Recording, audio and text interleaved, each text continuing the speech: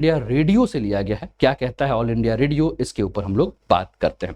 All India radio ने एक news दिया है। न्यूज जो है ये कहा गया है कि July 3 was world hottest day ever due to climate change and emerging El Nino pattern. यानी कि 3 जुलाई जो है वो दुनिया का सबसे गर्म दिन था। ग्लोबल टेम्परेचर जो है वो बढ़ा था, वजह था एल नीनो और कार्बन डाइऑक्साइड की बढ़ती हुई मात्रा। यानी कि कहीं ना कहीं ये टॉपिक जो है वो आपके एनवायरमेंट एंड इकोलॉजी, पर्यावरण एवं पारिस्थितिकी से संबंधित ये टॉपिक है। बहुत ही इंपॉर्टेंट टॉपिक है, इसको समझना है। अगर ग्लोबल वार्मिंग बढ़ेगा, गर्मी बढ़ेगा, कार्बन डाइऑक्साइड की मात्रा बढ़ेगी तो नतीजा क्या होगा? नतीजा होगा सूखा पड़ेगा, लोग प्यासे मरेंगे, जंगलों में आग होगी, हीट चलेगा। यानी कि त्राहिमाम है, त्राहिमाम है, त्राहिमाम है। स्थिति काफी खराब होने वाली है, यही बता रहा है ये न्यूज। अब कहा यह जा रहा है कि 3 जुलाई का दिन अब तक का सबसे गर्म दिन था।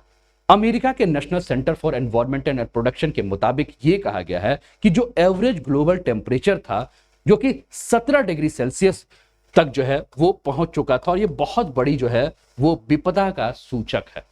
अगस्त 2016 की बात करें तो अगस्त 2016 में अगर हम बात करें तो कहा यह गया कि अगस्त 2016 अभी तक का सबसे गर्म दिन था, जब 16.92 जो है वो डिग्री सेल्सियस टेम्परेचर जो है एवरेज टेम्परेचर बन चुका था। लेकिन 3 जुलाई ने जो है इसको भी जो है वो तोड़ दिया है। वैज्ञानिकों ने कहा कि इसका मुख्य कारण जो है वो एल नीनो है, और एटमॉस्फेयर में जिस प्रकार से कार्बन डाइऑक्साइड की मात्रा बढ़ती जा रही है, ये एक बहुत बड़ी समस्या है।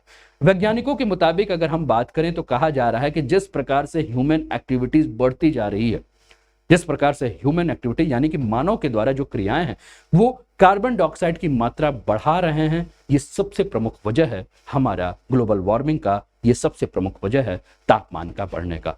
अब आप कहेंगे ह्यूमन कैसे? दोस्तों, फॉसिल फ्यूल्स यानी कि जीवाश्म ईंधनों का जिस प्रकार से हम प्रयोग कर रहे हैं, कोयले का प्रयोग कर रहे हैं, पेट्रोल का कर रहे हैं, डीजल का कर रहे हैं, हर साल अगर हम बात करें तो 40 अरब टन, बहुत बड़ा जो है मैं नंबर बोल रहा हूं, कितना? 40 अरब टन। कहा जा रहा है कि हर साल 40 अरब टन हम कार्बन डाइऑक्साइड को जो है वो उत्सर्जित करते हैं, और यही कारण है कि जून दुनिया में अब तक का जो है वो सबसे जून जो है वो गर्म महीना हमें देखने को मिला। वैज्ञानिक कह रहे हैं कि देखिए भैया, ये टेंशन इतना जल्दी खत्म होने वाला नहीं है। क्यों? क्योंकि आगे आने वाले समय में अगर हम बात करें तो ये रिकॉर्ड जो 17 डिग्री सेल्सियस का है वो भी टूट सकता है। आइए इस पर और बात करें। चीन में इस हफ्ते हीट वेव के साथ तापमान रिकॉर्ड 35 डिग्री सेल्सियस को जो है वो पार कर दिया है। वैज्ञानिक जो है Grantham institute for climate change and environment के जो साइंटिस्ट हैं, जिनका नाम है फ्रेडरिक ऑटो, वो ये कह रहे हैं कि देखिए, ये कोई मील का पत्थर नहीं है जिसको पार नहीं किया जा सकता है।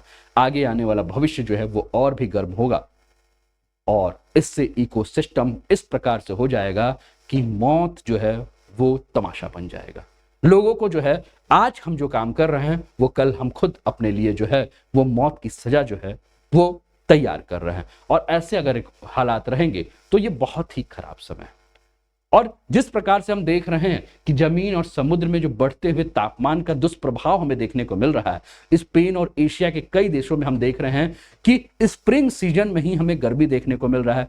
नॉर्थ सी जैसे एरिया में हीट वेव्स यानी कि लू देखने को मिल रही हैं। आमतौर पर जहां गर्मी नहीं पड़ती है वहां भी हीट वेव देखने को मिल रहा है। तापमान 35 डिग्री सेल्सियस के रिकॉर्ड को इस समय पार कर चुका है। सदर्न अमेरिका के एरिया में अगर हम बात करें तो हीट डोम बन चुका है, टेम्परेचर अपना रिकॉर्ड तोड़ रहा है। ये सब जो है वो किसी आने वाले विध्वंस का सूचक है। 1979 से अगर हम बात करें तो हमारे जो वैज्ञानिकों ने यानी कि विश्व के जो वैज्ञानिकों ने जो सैटेलाइट भेजा था, वो सैटेलाइट ग्लोबल टेम्परेचर को रिकॉर्ड करने के लिए भेजा गया था, और वो ग्लोबल टेम्परेचर जो है वो पूरे विश्व के ग्लोबल टेम्परेचर को अगर बात करें तो जिसमें वो देखा जाता है कि कौन सा एरिया जो है वो बर्फ से घिरा हुआ है, किस एरिया में जो है तापमान कैसा है।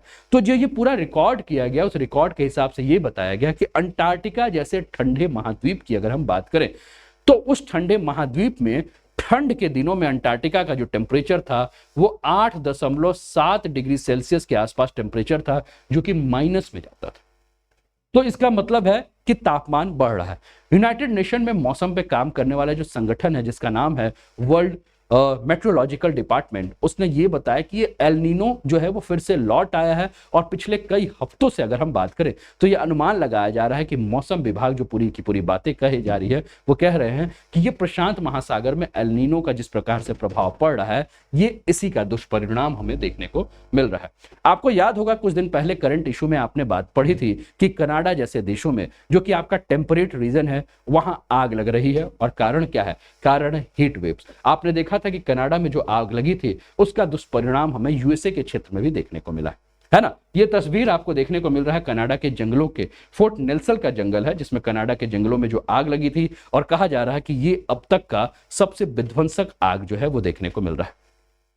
एल नीनो के बारे में बात करें तो एल नीनो क्या है, तो एल नीनो जो है वो वेदर ट्रेंड है जो हर कुछ साल के में एक बार होता है। इसमें ईस्ट पैसिफिक ओशन में जो है वो पानी की जो ऊपरी परत है वो गर्म हो जाती है। WMO ने जो है इसके बारे में बताया है कि क्षेत्र में जो है फरवरी में जो औसत तापमान जो है वो 0.44 डिग्री सेल्सियस से बढ़कर जो है वो जून तक जो है वो 0.9 डिग्री सेल्सियस तक आ जाता है। ब्रिटेनिका के हिसाब से अगर हम बात करें तो एल नीनो की पहली रिकॉर्ड घटना जो है वो 1525 में जो है वो घटी थी।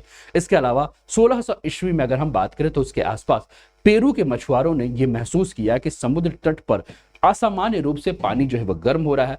बाद में रिसर्चर्स ने यह बताया कि एल नीनो की वजह से ये सारी की सारी घटनाएं जो है वो हमें देखने को मिल रही है। पिछले 65 सालों में अगर हम बात करें तो पिछले 65 सालों में 14 बार प्रशांत महासागर में, पूर्वी प्रशांत महासागर पेरू के पश्चिमी तट पर जो है वो एल नीनो की घटना जो है वो हमें देखने को मिली, यानी कि एल नीनो जो है वो सक्रिय हुआ।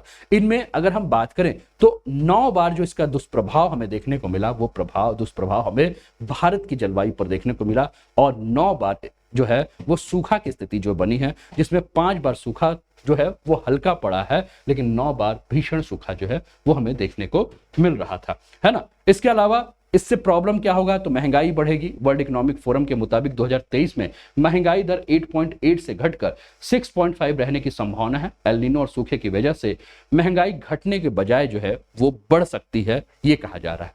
समुद्री जीव जंतुओं पर असर पड़ेगा। ओशनिक रिसर्च सेंटर की एक स्टडी के मुताबिक एल नीनो इंपैक्ट की वजह से कम 135 तरह की मछलियां या अन्य समुद्री जीव का जो अस्तित्व है वो समाप्त हो सकता है। ठीक है, तो ये टॉपिक था आपके लिए। ये टॉपिक कैसा लगा जरूर बताएं, अपने मित्रों के साथ शेयर कीजिए। अनूप 10 कोड के माध्यम से आप अनअकैडमी के किसी भी कोर्स पर सब्सक्रिप्शन अगर लेंगे तो आपको काफी सारे एडवांटेज जो हैं इसका लाभ मिलेगा। चैनल पर पहली बार है तो चैनल को सब्सक्राइब करके बेल आइकन दबा दीजिए। क्लासेस के लिंक अपने मित्रों के साथ जरूर शेयर करें। चलिए आगे बात करते हैं, देखते हैं न्यूज क्या है, उस न्यूज के ऊपर बात